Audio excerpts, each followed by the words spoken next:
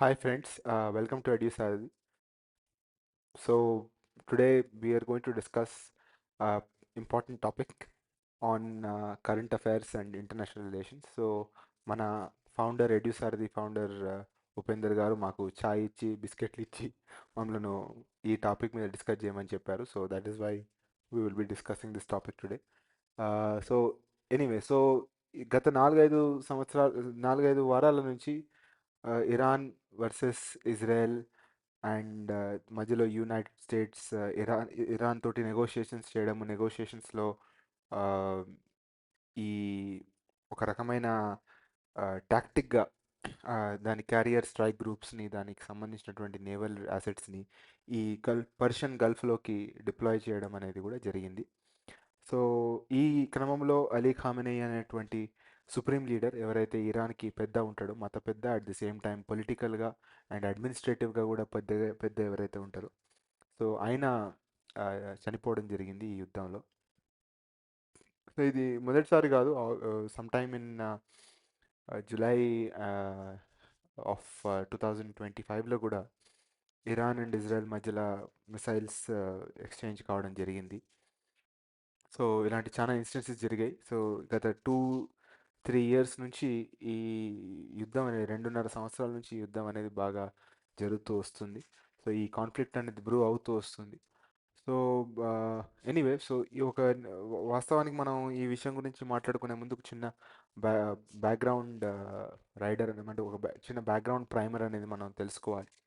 So main issue ఏంటిదంటే 2023 October 7వ తారీఖున ఇక్కడ ఉన్నటువంటి ఇజ్రాయెల్ దేశానికి సంబంధించినటువంటి ఇక్కడ మీరు గాజా స్ట్రిప్ చూడగలుగుతున్నారు. సో గాజా స్ట్రిప్ ఏదైతే ప్యాలెస్టైన్కి 1967 బార్డర్స్ ప్రకారంగా ప్యాలెస్టైన్కి అవార్డు చేయబడిందో, ఆస్లో అకార్డ్స్లో కూడా ఇజ్రాయెల్ గాజా స్ట్రిప్ని తర్వాత వెస్ట్ బ్యాంక్ని పాలెస్టీనియన్ టెరిటరీగా యాక్సెప్ట్ చేసిందో, ఈ గాజా స్ట్రిప్ని కంట్రోల్ చేస్తున్నటువంటి హమాస్ మిలిటెంట్స్లో ఉన్నటువంటి కొన్ని యూనిట్స్ ఈ గాజా స్ట్రిప్ పక్కన ఉండేటువంటి కొన్ని ఏరియాస్ ఏవైతే ఉంటాయి ఇదంతా నెగేవ్ డెజర్ట్, ఇది ఎడారి. ఈ ఎడారిలో వీళ్ళకు ఇజ్రాయలైట్స్ 1940 కాలంలో ఆ, వేరే వేరే దేశాల నుంచి వచ్చి ఆ, అదే జ్యూస్ ఇక్కడ సెటిల్ అయ్యి ఇజ్రాయలైట్స్గా మారుతున్న క్రమంలో అక్కడ ఉండే ఎడారిని వాళ్ళు సస్యశ్యామలం చేయాలి, అక్కడ ఉండే ఎడారిలో కూడా వాళ్ళు అగ్రికల్చర్ని ప్రొడ్యూస్ చేయాలనే ఒక ఆలోచనతోటి ఒక గొప్ప కార్యక్రమం అనేది అందుకున్నారు. దాన్ని కిబూట్స్ ప్రాజెక్ట్ అంటారు. సో దాంట్లో అది ఒక కమ్యూన్ అది. సో అక్కడ ఉండే ఆడవాళ్ళు మగవాళ్ళు కేవలం అగ్రికల్చర్ యాక్టివిటీలో మునిగి ఉంటారు, అంటే అగ్రికల్చర్ యాక్టివిటీలోనే నిమగ్నమై ఉంటారు. అండ్ వాళ్ళు వాళ్ళ కష్టంతోటి వాళ్ళ తెలివితోటి టెక్నాలజికల్ ఇన్నోవేషన్స్ తోటి at the same time minor irrigation water harvesting practices తర్వాత న్యూ ఇన్నోవేషన్స్ ఇన్ అగ్రికల్చర్ తోటి వాళ్ళ ఎడారి ప్రాంతంలో కూడా క్రాప్స్ గ్రో చేయడానికి ఎడారి ప్రాంతంలో కూడా పంటలు పండించే ఆ, క్ర- దిశగా వాళ్ళు పనిచేస్తుంటారు. సో అది చాలా వరకు సక్సెస్ఫుల్ అయిందా కాలేదా అనేది పక్కకు పెడితే ఆ కిబుట్సెస్ అనేవి అంతో కొంత సెల్ఫ్ సస్టైనింగ్గా తయారవి అవన్నీ కూడా ఇప్పుడు రెసిడెన్షియల్ ఏరియాస్గా మారిపోయాయి. సో ఆ రెసిడెన్షియల్ ఏరియాస్ దగ్గర ఎటువంటి ఆర్మీ ప్రెజెన్స్ అయినా పోలీస్ ప్రెజెన్స్ అయినా ఉండదు. వెరాజ్ వెస్ట్ బ్యాంక్లో ఉండే ఇజ్రాయలీ సెటిల్మెంట్స్, వెస్ట్ బ్యాంక్లో ఉండేటువంటి యూదులు ఎవరైతే అంటే ఇక్కడ ఇజ్రాయెల్కి సంబంధించిన యూదులు ఎవరైతే వెస్ట్ బ్యాంక్ అంటే పాలెస్టైన్లో ఉండి అక్కడ ఉండే వ్యక్తుల ల్యాండ్లో వెళ్ళి వాళ్ళు సెటిల్ అయ్యి కొనుక్కోవడమో లేకుంటే ఆక్రమించుకోవడమో అట్లాంటివి ఒకవేళ జరిగినా కానీ అంటే అట్లాంటివి జరిగినప్పుడు కూడా వాళ్ళు ఆర్మ్స్తో ఉంటారు, వాళ్ళకి వెపన్స్ ఉంటాయి, at the same time Israeli army కూడా వాళ్ళ ప్రొటెక్షన్ ఉంటుంది. కానీ ఈ ఏరియాలో అలాంటి ప్రొటెక్షన్ ఉండదు. అండ్ ఇక్కడ వాళ్ళ మీద అటాక్ జరుగుతుందని ఎవరు కూడా అనుకోలేదు. సో ఇంతవరకు హమాస్ కూడా ఎప్పుడు కూడా సివిలియన్స్ని ఈ ఏరియాలో మాత్రం ఎప్పుడు కూడా అంత ఆన్ మాస్గా వందల మంది వచ్చి 1000 మందిని చంపాలన్న ఒక ఆలోచనతో ఎప్పుడు జరగలేదు. అక్కడ ఇక్కడ టెలవీవ్లో అక్కడ ఇక్కడ చిన్న జెరూసలంలో అక్కడ ఇక్కడ సివిలియన్స్ మీద అటాకులు జరిగాయి, బస్ బాంబింగ్స్ అయ్యాయి. సో ఇస్లామిక్ స్టేట్ చేయడం జరిగింది, హమాస్ కూడా అప్పుడప్పుడు అలాంటి కార్యక్రమాలు చేయడం జరిగింది. 1960s 1970s 1980స్లో లెబనాన్లో ఉండేటువంటి PFLP DFLP popular front for liberation of Palestine, democratic front for liberation of Palestine and మన పిఎల్ఓ పాలెస్టీనియన్ లిబరేషన్ ఆర్గనైజేషన్ సంబంధించిన కొంతమంది వచ్చి ఇక్కడ హైఫా అని ఒక టౌన్ ఉంటుంది. సో హైఫా అనే టౌన్లో కూడా వచ్చి బస్ బాంబింగ్స్ చేయడము, స్టాబింగ్స్ చేయడం అట్లాంటి కార్యక్రమాలు కూడా చేసేవారు. కానీ ఎప్పుడు కూడా ఈ ఏరియాలో మాత్రం ఎప్పుడు కూడా హమాస్ వాళ్ళు గాజా నుంచి వచ్చి అటాక్ చేయడం మాత్రం జరగలేదు. కానీ ఆ రోజు ఆ అటాక్ జరిగినప్పుడు 3000 మంది ఇజ్రాయలైట్స్ చనిపోవడం, at the same time widespread destruction కావడం, one of the largest civilian attacks అది కావడంతో అప్పటి వరకు ఓన్లీ ఎక్స్చేంజ్ ఆఫ్ మిసైల్స్ అయ్యేటివి హమాస్ వర్సెస్ ఇజ్రాయెల్. కానీ ఆ, ఇలాంటి ఇన్కర్జన్ జరిగి ప్రజల్లోకి వచ్చి చంపడం అనేది ఎప్పుడు కూడా జరగలేదు. So that was a very shocking incident, shocking terrorist incident. And అప్పటిదాకా సజావుగా హమాస్ అండ్ ఇజ్రాయెల్ మాట్లాడుకుంటూ ఏదో సెటిల్మెంట్కి వస్తారు అన్న సమయంలో ఇలా జరగడంతో ఈ ఇజ్రాయెల్ దేశంలో ఆల్రెడీ పాలిటిక్స్ అనేవి కొంచెం ఆ, మే- హ- అంటే హద్దులు మీరిగా ఉన్నాయి. అంటే హద్దులు మీరిపోయాయి. ఎందుకంటే నెటన్యాహు అనే వ్యక్తి మీద ప్రజలకు విరక్తి పుట్టినా కానీ ఆయన ఎవరైతే రైట్ ఎక్స్ట్రీమిస్ట్ ఫ్యాక్షన్స్ ఎవరైతే ఉంటారో అండ్ టోరా అంటే వాళ్ళ రిలీజియస్ బుక్ని, తర్వాత టాల్ముడిక్ లాని చాలా ఇర్రాషనల్గా నమ్ముకుంటూ దాని ప్రకారంగా లిటరలిస్ట్ ఇంటర్ప్రిటేషన్స్తో పనిచేసే ఫండమెంటలిస్ట్ ఎవరైతే ఉంటారో వాళ్ళ సపోర్ట్ తీసుకొని ఆయన గద్దె అనేది, అంటే ఆయన పవర్ అనేది ఎక్కడం జరిగింది. ఆయన సీటుని కైవసం చేసుకోవడం జరిగింది. బెట్సెలెల్ స్మాటరిజ్, ఇజ్రాయెల్ కార్డ్స్ లాంటి వాళ్ళతోటి ఆయన కలిసి పనిచేయడము. తర్వాత అంటే ఎవరినైతే ఇజ్రాయెల్ సమాజం అంత పెద్దగా వాళ్ళకు వాళ్ళను వీళ్ళు శాంతికి ప్రతిరూపులు కారు, వీళ్ళు ఊకే లొల్లి పెడుతుంటారనే టోళ్ళతోని కూడా ఆయన కేవలం ఆయన అధికారంలో ఉండడానికి కోసం వాళ్ళతోటి చేతులు కలిపి ఆయన అధికారంలో కూర్చోవడం జరిగింది. సో ఆ భయానికో లేకుంటే వేరే ఏ కారణం వల్లనో ఆ, ఆయన చాలా ఇంటర్నేషనల్గా యాక్ట్ చేశాడు. సో ఆ టెర్రరిస్ట్ అటాక్ జరిగినప్పుడు హమాస్ లీడర్షిప్ని చంపడమో లేకుంటే ఎవరైతే వాళ్ళ ఇన్నోసెంట్స్ని చంపారో, ఎవరైతే ఆ, అంటే బేగునా పీపుల్ని ఎవరైతే చంపారో వాళ్ళను ఆయన పనిష్ చేయకుండా కంప్లీట్గా అక్కడ ఉండేటువంటి గాజాలో ఉండేటువంటి ఆ, పిల్లల మీద, తర్వాత అక్కడ ఉండేటువంటి సివిలియన్స్ మీద ఆయన అల్టిమేట్గా అంటే ఒక రకమైన ఆపరేషన్ చేయడం జరిగింది. మిలిటరీ ఆపరేషన్స్, తర్వాత మిసైల్స్, తర్వాత దాంట్లో ఈరోజు గాజా అనేది ముందు సిటీ లాగా ఉండేది, ముందు అదొక క్రౌడెడ్ సిటీ లాగా ఉండేది. కానీ ఈరోజు ఏమీ లేకుండా పోయింది. తినడానికి కూడా చాలా ఇబ్బందిగా ఉంది అక్కడ గాజాలో. పరిస్థితులు అసలు బాలేవు. But that is the situation. So Netanyahu అనేటైన ప్రతీకార చర్యంగా తీసుకున్నాడు తప్ప ఒక ప్రతీకారంగా వాళ్ళ మీద అటాక్ చేశాడు. At the same time Israel కార్డ్స్, బెడ్జలిట్స్, మోట్రిచ్ లాంటి వాళ్ళు సపోర్ట్ తోటి ఆయన ప్రతీకారం తీసుకున్నాడు తప్ప అక్కడేదో ఆ, అంటే న్యాయం జరగాలి, చనిపోయినటువంటి 1000 మంది 3000 మందికి న్యాయం జరగాలి, అట్ ద సేమ్ టైం ఎవరినైతే హాస్టేజెస్ని కిడ్నాప్ చేసుకున్నారో వాళ్ళని మనం తిరిగి తీసుకురావాలని ఒక ఆలోచనతోనైతే చేసినట్టయితే మనకు అనిపించలేదు. బట్ ఎనీవే అక్కడ జరిగినటువంటి ఇన్సిడెంట్లలో ఆ, ఆ జరిగినటువంటి యుద్ధంలో హమాస్ అనేది కంప్లీట్గా వీక్ అయిపోయింది. హమాస్ లీడర్షిప్ ఏదైతే ఇక్కడ మనకు చూసినటువంటి ఖతర్లో ఎక్కడైతే హమాస్ లీడర్షిప్ ఉంటుందో, ఖతర్లో ఉండే హమాస్ లీడర్షిప్ని కూడా న్యూమరస్ టైమ్స్ చంపడానికి ప్రయత్నం చేశారు. హమాస్కి సంబంధించినటువంటి very important leader Ismail Haniyeh అనేట ఆయన ఇరాన్లో వెళ్ళి ఇరాన్లో ఒక ఆ, మన ఎవరైతే ప్రెసిడెంట్ ఆఫ్ ఇరాన్ చనిపోయారో, హెలికాప్టర్ క్రాష్లో ప్రెసిడెంట్ ఆఫ్ ఇరాన్ రుహానీ గారు చనిపోయారో, ఆ రుహానీ గారి ఫ్యూనరల్కి, రుహానీ గారి చావుకు ఆయన వెళ్ళినప్పుడు ఆ, ఆయనను అక్కడ చంపేయడం జరిగింది, ఇస్మాయిల్ హనీ అని. సో దాంతో హమాస్ చాలా వీక్ అయిపోయింది. సో హమాస్ వీక్ అయిపోయిన తర్వాత సరే, వాళ్ళకు న్యాయం జరిగింది, చనిపోయిన వాళ్ళకి న్యాయం జరిగింది అనుకుంటే అక్కడ అలా కూడా కాకుండా వార్ ఇంకా ఎక్స్టెండ్ అవుతూ అట్ ద సేమ్ టైం ఇక్కడ ఉండేటువంటి లెబనాన్లో ఉండేటువంటి హిజ్బల్లా అనే మిలీషియా, అంటే ఇరాన్ సపోర్ట్ చేసినటువంటి మిలీషియా అది హిజ్బల్లా అనేది. సో హిజ్బల్లా అనే మిలీషియా వీళ్ళని అటాక్ చేయడము, వీళ్ళ మీద మిసైల్స్ వేయడము, తర్వాత ఇజ్రాయెల్ మళ్ళీ రెస్పాండ్ అవుతూ కొంచెం కొంచెంగా లెబనాన్లోకి ఎంటర్ కావడము, లెబనాన్లో ఉండేటువంటి cities, Beirut is the capital of Lebanon, Beirut లాంటి సిటీలో కూడా బాంబులు వేయడం. అండ్ ఆ హిజ్బల్లాకు సంబంధించినటువంటి ఫైర్ బ్రాండ్ లీడర్ ఎవరైతే ఆ టైంలో ఉండేవారో ఆ, నస్రల్లా, సయ్యద్ హసన్ నస్రల్లా అనే టైంని కూడా వాళ్ళు చంపేయడం జరిగింది. సో ఆయన కూడా చనిపోవడం జరిగింది ఆ క్రమంలో.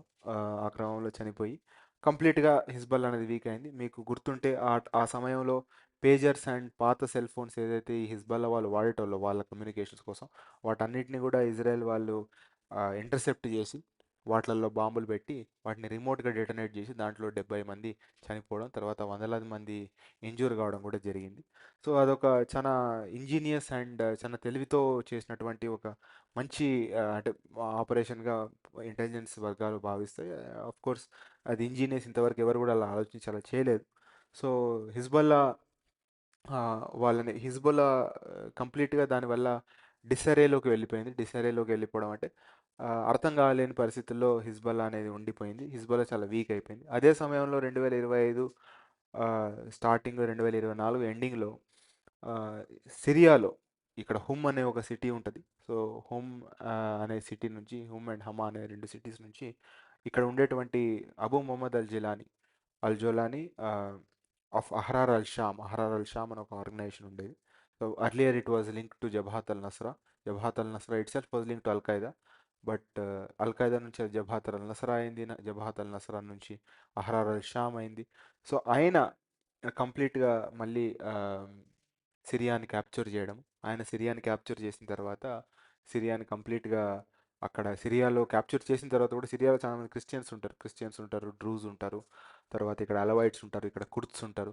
సో ఈ మైనారిటీస్ అందరినీ కూడా నేను కలుపుకొని పోతాను, వాళ్ళకి ఎటువంటి హాని చేయను. నేను ముందు అల్ఖైదా అంటారు కానీ నేను నిజంగా అల్ఖైదా కాదు. ఆ రోజులలో నేను ఏదో అల్ఖైదా ఐడియాలజీకి దగ్గరయ్యి వాళ్ళతో తిరిగాను కానీ నాకు అట్లాంటి ఐడియాలజీ లేదని డొనాల్డ్ ట్రంప్ని కలవడం జరిగింది, చైనాని కలవడం జరిగింది, రష్యాని కలవడం. అంటే వాళ్ళ ఆర్చ్ నెమిసిస్ ఎవరైతే వాళ్ళని అణిచివేసినటువంటి సిరియన్ బషర్ అల్ అసాద్, ఇరాన్కి దగ్గర ఉన్నటువంటి బషర్ అల్ అసాద్ ఉండేవాడు. బషర్ అల్ అసాద్ పోయి రష్యాలో దాక్కున్నా కానీ అయినా కానీ ఈయన పోయి రష్యా వాళ్ళతో చేతులు కలపడం. సో నేను మంచివాడిని అని ఆయన ప్రొజెక్ట్ చేసుకోవడంతో ఆయనకు అంతో కొంత లెజిటిమసీ వచ్చింది. నేను ఇజ్రాయెల్తో కూడా పెద్దగా లొల్లి పెట్టుకోను, ఇజ్రాయెల్తో కూడా నాకు ఎటువంటి బాధ లేదు. నా దేశాన్ని నేను ఇజ్రాయెల్కి వ్యతిరేకంగా వాడుకునేటట్టుగా నేను చేయను. సో అని ఆయన కూడా చెప్పడం జరిగింది. అండ్ ఇజ్రాయెల్ కూడా ఇక్కడ ఉండే డ్రూజ్ మైనారిటీ ఇజ్రాయెల్లో కూడా ఉంటారు, సిరియాలో కూడా ఉంటారు, అట్ ద సేమ్ టైం లెబనాన్లో కూడా ఉంటారు. ఇజ్రాయెల్లో ఉండేటువంటి డ్రూజ్ మైనారిటీ వాళ్ళు ఇజ్రాయలీ ఆర్మీలో కూడా పనిచేస్తారు. సో ఇజ్రాయెల్ కూడా డ్రూజ్ మైనారిటీకి ఏదైనా హాని జరిగితే మేము కూడా మిమ్మల్ని అటాక్ చేస్తామని చెప్పడం. సో అవన్నీ కూడా ఇష్యూస్తోని డీల్ చేయడానికి ఆ, మన అహ్మద్ అల్ షరా గారు ఇజ్రాయెల్తో నేను మాట్లాడడానికి రెడీగా ఉన్నాను, నేను ఎటువంటి హాని కలిగించిందని కూడా చెప్పడంతో ఇక్కడ ఈ సిరియా అనే దేశంలో ఇరాన్కి ఎటువంటి పరపతి లేకుండా పోయింది. అదేవిధంగా హిజ్బుల్లా కూడా ఎటువంటి పరపతి లేకుండా పోయింది ఇజ్రాయెల్ చేసినటువంటి యాక్షన్స్ వల్ల. అట్ ది సేమ్ టైం ఇక్కడ ఇస్మాయిల్ హనియాని చంపడం అయినా కానీ, తర్వాత గాజాలో యహ్యా సిన్వార్ని చంపడం అయినా కానీ, ఇలాంటి కారణాల వల్ల హమాస్ కూడా చాలా వీక్ అయిపోవడం, ఆర్గనైజేషన్గా వాళ్ళ లీడర్స్ లేకపోవడం, ఈ కారణాల వల్ల ఈ కాన్ఫ్లిక్ట్లో అనేది ఇజ్రాయెల్కి అప్పర్ హ్యాండ్ రావడం అనేది జరిగింది. దీన్ని వాడుకుంటూ మన డొనాల్డ్ ట్రంప్ గారు ఎప్పుడైతే ప్రెసిడెంట్ అయ్యారో ఆయన ఏమనుకున్నారంటే మనకు ఇరాన్లో న్యూక్లియర్ బాంబ్ వస్తే కరెక్ట్ కాదు. అట్ ద సేమ్ టైం 1979 నుంచి ఎప్పుడైతే రుహల్లా ఖొమైనీ ఇరానియన్ రెవల్యూషన్ తీసుకొచ్చి ఇక్కడ ఇస్లామిక్ రిపబ్లిక్ ఎస్టాబ్లిష్ చేశాడు, డెమోక్రసీ అనేది లేదు. At the same time access to Iranian oil market అనేది మనకు లేదు. At the same time Iran ఒక ఇస్లామిక్ రిపబ్లిక్గా ఉండి అమెరికాకు న్యాచురల్గా ఆపోజిట్గా ఉంది కాబట్టి ఆ, ఈ ఏరియాలో అమెరికన్ allies బాగా ఉన్నారు. ఫర్ ఎగ్జాంపుల్ ఇక్కడ ఒమాన్ ఉంది, ఇది యునైటెడ్ అరబ్ ఎమిరేట్స్ అంటే దుబాయ్, షార్జా, అబుదాబి, రసల్ ఖైమా ఇవన్నీ కూడా దీని కిందికి వస్తాయి.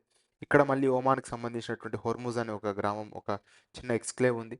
ఇది ఖతర్, ఇది బహ్రెయిన్, ఇది కువైత్, ఇది ఇరాక్. ఇక్కడ బస్రా పోర్ట్ ఉంటుంది. Basra port is the only port of our Iraq, and this is of course Saudi Arabia. So మనకు ఇలాంటి పరిస్థితులు ఉన్నాయి కాబట్టి ఏరియా అంతా కూడా వరల్డ్లో ఉన్నటువంటి 90 నుంచి 90% ఆయిల్ అంటే క్రూడ్ ఆయిల్, అంటే పెట్రోలు, డీజిల్, పెట్రోలియం జెల్లీ, ఇవన్నీ కూడా బిట్యూమిన్, ఇవన్నీ కూడా ఈ ప్రాంగణం నుంచే వస్తాయి కాబట్టి ఈ దేశం కూడా మనకు ఫ్రెండ్లీ దేశంగా ఉంటే మనకి ఎటువంటి ఇబ్బంది లేకుండా పోతుంది అని వాళ్ళు ఎకనామికల్గా వాళ్ళు ఆలోచించుకోవడం, అంటే అమెరికా వాళ్ళు ఆలోచించుకోవడం. అట్ ద సేమ్ టైం వాళ్ళకు ఇన్ఫ్లుయెన్స్ ఉండదు కాబట్టి ఇక్కడ ఒక డెమోక్రాటిక్ రెజీమో లేకుంటే ఒక పబ్లిక్ రెజీమో ఉంటే, ఒక థియోక్రాటిక్ రెజీమ్ లేకుండా ఉంటే బాగుంటుందని ఒక ఆలోచన. అట్ ది సేమ్ టైం 1979లో జిమీ కార్టర్ అనే ఒక ప్రెసిడెంట్కి చాలా ఆ, అంటే it was an ignominious fall for Jimmy Carter when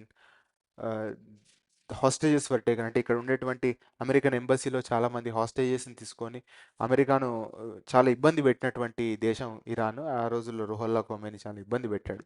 so దానికి ప్రతీకారంగానో గాను, లేకుంటే ఇరాన్ తోటి చాలా ఇరాన్ వల్ల చాలా ఇబ్బందులు పడినటువంటి రానల్డ్ రేగన్కి కూడా రానల్డ్ రేగన్ కూడా ఆ, ది రానల్డ్ రేగన్ ఎవరైతే డొనాల్డ్ జే ట్రంప్ నా పొలిటికల్ గురువు లేకుంటే ఆయన నా పొలిటికల్ రోల్ మోడల్ అనుకుంటాడో, ఆయన కూడా చాలా కారణాల వల్ల ఇరాక్ ఇరాన్లో ఇస్లామిక్ రిపబ్లిక్ ఉండకూడదని ఆలోచించాడు.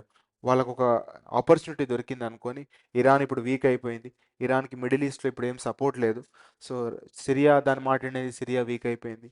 హిజ్బుల్లా దాని మాట అనేది హిజ్బుల్లా వీక్ అయిపోయింది. ఇక్కడ హమాస్ దాని మాట అనేది హమాస్ వీక్ అయిపోయింది.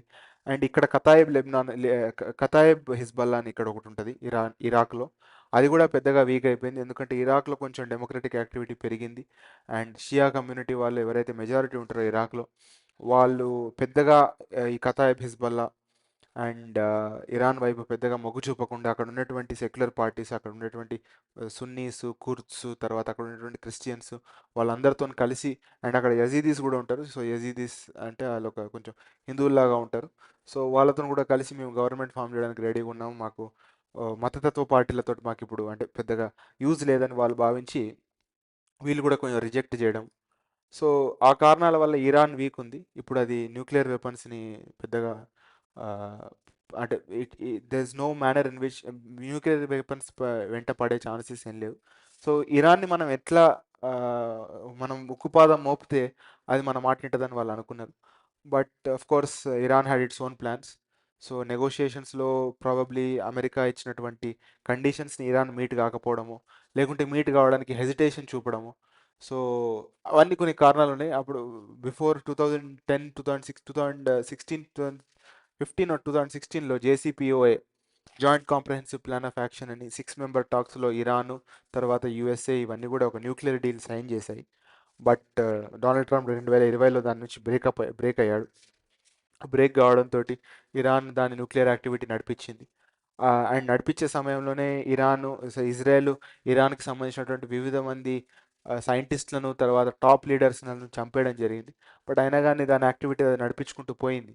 సో ఎప్పటికైనా ఇది ఒక గండము, ఎప్పటికైనా ఇరాన్కి ఒకవేళ న్యూక్లియర్ వెపన్స్ వస్తే అదొక అన్అసైలబుల్ ఫోర్స్గా మారిపోతుందని ఒక భయంతో మనం ఉక్కుపాదం మోపకపోతే ప్రాబ్లం అనేసి, ఎట్లయితే వెనుజువేలాలో నికోలస్ మడూరో అనే ఆ దేశపు ప్రెసిడెంట్ని ఎక్స్ట్రడైట్ చేశాడు, రాత్రికి రాత్రి ఒక హెలికాప్టర్ని పంపించి ఆయన లేపుకొచ్చి ఆ, పెట్టాడు. అదే మాదిరిగా ఇరాన్లో కూడా అలాంటిది మనం అంటే ఇరాన్లో ఆఫ్ కోర్స్ ఆయనను మనం ఎక్స్ట్రడైట్ చేయలేం, కానీ ఆయన చంపేయచ్చు. తర్వాత అక్కడ ఆల్రెడీ ప్రొటెస్ట్ బాగా జరిగాయి.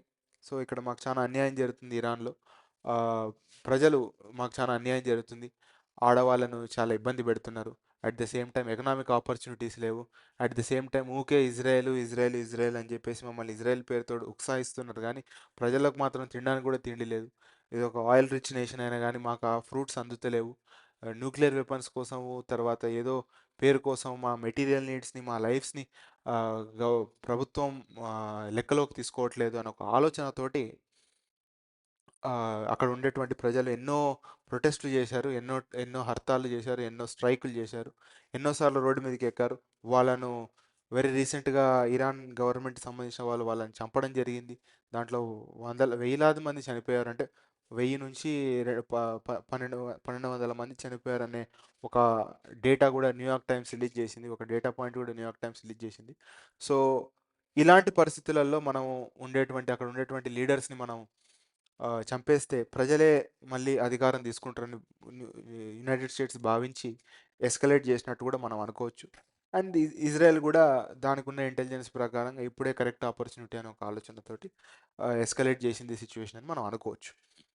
సో ఎనీవే, మనకు అర్థమయ్యేది ఏంటంటే ఈ పరిస్థితులలో ఇరాన్ అనే దేశం ఇప్పుడున్న పరిస్థితులలో ఎగ్జిస్ట్ కావడం చాలా కష్టం. ఎందుకంటే ఎవరైతే అలీ ఖామెనై చనిపోయాడో, అలీ ఖామెనై ఇప్పుడు సుప్రీం లీడర్ అయ్యాడు, కానీ సుప్రీం లీడర్ కాకుంటే ముందు అలీ ఖామెనై ఇరాన్ దేశానికి ప్రెసిడెంట్, ఇరాన్ దేశానికి రాష్ట్రపతిగా పనిచేశాడు. దానికంటే ముందు ఆయన వార్లో ఇరాక్కి జరిగినటువంటి 1980లో ఇరాన్కి ఇరాక్కి జరిగినటువంటి యుద్ధంలో ఆయన చేతును కోల్పోయాడు, ఆయన చెయ్యి అనేది పోయింది. ఆయన ఇరాన్లో ఉండేటువంటి ఈ అజర్బైజాన్ అంటే ఇక్కడ టర్కిష్ భాష మాట్లాడతారు, అజేరీ టర్కిష్ అంటారు. సో ఈ ఏరియాకి సంబంధించినటువంటి అజేరీ సామాజిక వర్గానికి చెందిన వ్యక్తి. సో ఆయన రుహల్లా కొమేని ఎవరైతే ఫస్ట్ సుప్రీం లీడర్ ఉన్నాడో ఆయనకు ఒక స్టూడెంట్గా ఆయన పనిచేశాడు. స్టూడెంట్గా పనిచేసి ఆయన దగ్గర చదువు నేర్చుకొని తర్వాత అక్కడ నుంచి ఆయన బయటకు వచ్చి రాజకీయంలోకి వెళ్ళాడు. రాజకీయంలోకి వెళ్ళి then he became president, and after becoming president he became supreme leader. So ఇప్పుడు ఆయన చనిపోయే ముందు నేను చనిపోవచ్చు, నన్ను చంపేయచ్చు వీళ్ళు అనే ఒక ఆలోచనతోటి అలీ లర్జానీ అనే ఒక వ్యక్తికి ఆయన పవర్ అనేది ఇవ్వడం జరిగింది. బట్ ఇప్పటిదాకా అలీ లర్జానీ అనే వ్యక్తి ఇప్పటికి కూడా ఆయన పవర్ తీసుకోవడం లేదు. అంటే ఇప్పటిదాకా ఆయన తీసుకున్నట్టయితే ఎక్కడైతే సంకేతికాలు లేవు. సో అలీ లర్జానీ కూడా ఒక కన్జర్వేటివ్, ఆయన ఒక మ్యాథ్స్ ప్రొఫెసర్గా పనిచేసి కూడా ఆయన మళ్ళీ ఆ, లేదు లేదు నేను రాజకీయాలే చేయాలని చెప్పేసి వచ్చి ఆయన హెల్త్ ఎడ్యుకేషన్ మినిస్ట్రీలోనే పనిచేయడం జరిగింది. అండ్ ఆయన ఒక మినిస్టర్గా కూడా పనిచేశాడు. పనిచేసి ఆ, చాలా ప్రశంసనీయకమైన పనులు కూడా చేశాడు. అట్ ద సేమ్ టైం చాలా మందికి కూడా హాని కలిగేటట్టుగా ఆయన ఒక అప్రెసివ్ పర్సన్గా కూడా ఆయన పనిచేయడం జరిగింది. ఆయన చరిత్ర అది చెప్తుంది. ద ఎకానమిస్ట్ అని ఫేమస్ మ్యాగజైన్ కూడా ఆయన మీద ఒక ప్రొఫైల్ రాయడం జరిగింది, వీకెండ్ ప్రొఫైల్ రాయడం జరిగింది. అయితే ఆ, ఆయన అంత కన్జర్వేటివ్ పర్సన్ అయినా కానీ 2008లో ఎప్పుడైతే మూసావి వర్సెస్ అహ్మదీనెజాద్ ఎలక్షన్ జరిగిందో అహ్మదీనెజాద్ అనేట ఆయన అలీ ఖామేని పెట్టినటువంటి క్యాండిడేట్.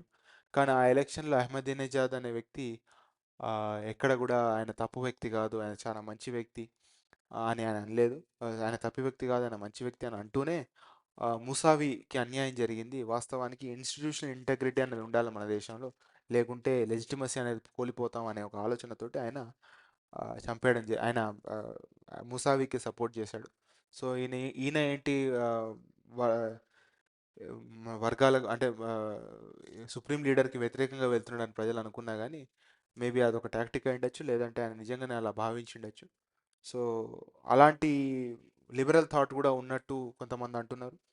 సో హోప్ఫుల్లీ ఒకవేళ ఆయన పవర్ తీసుకుంటే ఆయన కంప్లీట్గా అమెరికా తోటి లేకుంటే ఈయూ తోటో లేకుంటే భారతదేశం ఈ కాన్ఫ్లిక్ట్లో ఒక నెగోషియేటర్గా ఒక పీస్ మేకర్గా ఇన్వాల్వ్ అవుతే మన దేశంతో ఆయన కూర్చొని మరి లేదు బై మేము కట్టుబడి ఉంటాము, మేము ఐఏఏ సేఫ్ గార్డ్స్కి కట్టుబడి ఉంటాము, మేము ఎటువంటి న్యూక్లియర్ వెపన్స్ ప్రోగ్రామ్కి వెళ్ళము, మేము మా దేశాన్ని ముందు తీసుకుపోవాలనుకుంటున్నాం, మేము ఒక డెమోక్రటిక్ స్టేట్గా మేము మారాలనుకుంటున్నామని ఆయన అనొచ్చు. లేదంటే నేను పాత లైన్ కూడా నేను అడాప్ట్ చేసి పాత లైన్ ప్రకారంగానే నేను వెళ్దాం అనుకుంటున్నాను, నేను డిఫైన్డ్గానే ఉంటాను అని కూడా ఆయన అనొచ్చు. సో ఆయన ఎలా అంటారు, ఏం చేస్తారు అనేది మనం వేచి చూడాల్సింది. So at the same time so coming back to Israel, so ఇజ్రాయెల్లో ఉండే పరిస్థితి, ఇజ్రాయెల్ మీద జరిగినటువంటి అటాక్స్, తర్వాత ఇజ్రాయెల్ ఈ అటాక్స్కి ఎట్లా రెస్పాండ్ అయింది అనేది కూడా మనం డిస్కస్ చేసాం. సో ఇప్పుడున్న పరిస్థితులలో ఇజ్రాయెల్ పెద్దగా ఇరాన్ మీద మేబీ అటాక్ చేయగలుగుతుందేమో కానీ పెద్దగా దాంట్లో ఉండే ఇంటర్నల్ ఇష్యూస్ని అది ఇన్ఫ్లుయెన్స్ చేయలేదు. బట్ యూఎస్ఏకి ఆ పవర్ ఉంది. యూఎస్ఏ ఇక్కడ ఒక క్యారియర్ స్ట్రైక్ గ్రూప్ని పెట్టింది, ఎందుకంటే ఇరాన్ ఈ స్ట్రేట్ ఆఫ్ హార్మూజ్ని క్లోజ్ చేసేసింది. బట్ ఆ స్ట్రేట్ ఆఫ్ హార్మూజ్ని ఓపెన్ చేసి ఇక్కడ నుంచి వెళ్ళేటువంటి ఈ గల్ఫ్ కంట్రీస్ నుంచి వెళ్ళేటువంటి ఆయిల్కి, అంటే క్రూడ్ ఆయిల్కి కంప్లీట్ ప్రొటెక్షన్ కోసం ఇక్కడ ఒక క్యారియర్ స్ట్రైక్ గ్రూప్ని, తర్వాత ఈ క్యారియర్ స్ట్రైక్ గ్రూపే టెహరాన్కి వెళ్ళి అటాక్ చేసేటువంటి కార్యక్రమం కోసం ఆ, అమెరికా కృషి చేస్తుంది. అండ్ ఈ ఇండియన్ ఓషన్లో ఉండేటువంటి మిగతా క్యారియర్స్, మిగతా నేవల్ ఫోర్సెస్ని కూడా పర్షియన్ గల్ఫ్ వైపు అమెరికా పంపిస్తుంది అనేది మనకు ఆ, అందిన సమాచారం. సో ఇరాన్ కూడా ప్రతీకార దాడి చేసింది, అమెరికా దాడి చేసిన తర్వాత. ఇక్కడ మిడిల్ ఈస్ట్లో ఉన్నటువంటి ఇప్పుడు ఫర్ ఎగ్జాంపుల్ ఖతర్లో, బహ్రెయిన్లో, తర్వాత సౌదీ అరేబియాలో ఉన్నటువంటి అండ్ కువైత్లో కూడా ఒక బేస్ ఉంది. అమెరికన్ బేసెస్ ఏవైతే అమెరికన్ మిలిటరీ బేసెస్ వాటి మీద ఇరాన్ అటాక్ చేసింది. అండ్ అండ్ ప్రైమ్ మినిస్టర్ ఏమంటున్నారంటే, ఇరాన్కి సంబంధించినటువంటి ప్రెసిడెంట్ గారు ఏమంటున్నారంటే అటాక్ చేసింది మా ఆర్మీ కాదు, మా IRGC, Iranian revolutionary guard corps. So IRGC and army రెండు సపరేట్ సపరేట్ ఉంటాయి. ఆర్మీ అనేది దాని కథ దానికే ఉంటుంది, ఈ రెవల్యూషనరీ గార్డ్ కోర్ దాని కథ దానికే ఉంటుంది. రెవల్యూషనరీ గార్డ్ కోర్ ఏమో సుప్రీం లీడర్కి రిపోర్ట్ చేస్తుంది, ఆర్మీ ఏమో ప్రెసిడెంట్కి రిపోర్ట్ చేస్తుంది. సో ఐఆర్జీసీ వాళ్ళకు సుప్రీం లీడర్ చనిపోయే ముందు కొన్ని ఇన్స్ట్రక్షన్స్ ఇచ్చాడు. సో ఆ ఇన్స్ట్రక్షన్స్ ప్రకారంగానే వాళ్ళు చేశారు. ఆయన చనిపోతారని వాళ్ళు కూడా అనుకోలేదు. వాళ్ళకి ఇచ్చిన ప్లాన్ ప్రకారంగానే వాళ్ళు చేశారు కానీ ఆయన చనిపోయిన తర్వాత అంటే they went according to plan. So మీరేం రిటాలియేట్ కాకండి, మనం కూర్చొని మాట్లాడదాం, మనం నెగోషియేట్ చేద్దామని ఇరాన్ వాళ్ళు ఇప్పుడైతే అంటున్నారు. బట్ దెన్ అగైన్ ఒకవేళ డొనాల్డ్ జే ట్రంప్ గారు ఇక్కడ మీరు డెమోక్రాటిక్ రిఫార్మ్స్ పట్టుకొచ్చి రిజీమ్ చేంజ్ జరిగితేనే మేము నెగోషియేట్ చేస్తాం, లేకుంటే మేము రిజీమ్ చేంజ్ అయ్యేంత వరకు మేము కంప్లీట్గా ఫైట్ చేస్తాం అని అంటే మాత్రం ఈ వార్ కొంచెం ఇంకా కాన్ఫ్లిక్ట్ ఇంకా మ్, కొనసాగే అవకాశం ఉంటుంది. లేదు అలా కాదు అని అనుకుంటే మాత్రం, లేదు అలా కాదు, సరే మీరు కొన్ని గ్యారంటీస్ ఇవ్వండి, ఆ, మీరు మాతో ఒక డీల్ సైన్ చేయండి, మీరు మాతో డీల్ సైన్ చేస్తే మేము మిమ్మల్ని ఇబ్బంది పెట్టమని ఇజ్రాయెల్ని యుఎస్ని ఇరాన్ అనేది కన్విన్స్ చేయగలిగితే ఈ యుద్ధం అనేది తొందరగా సమాప్తం అవుతుంది. So whatever happens let us hope that there will be peace and then peace will prevail in all of the Middle East. Thank you.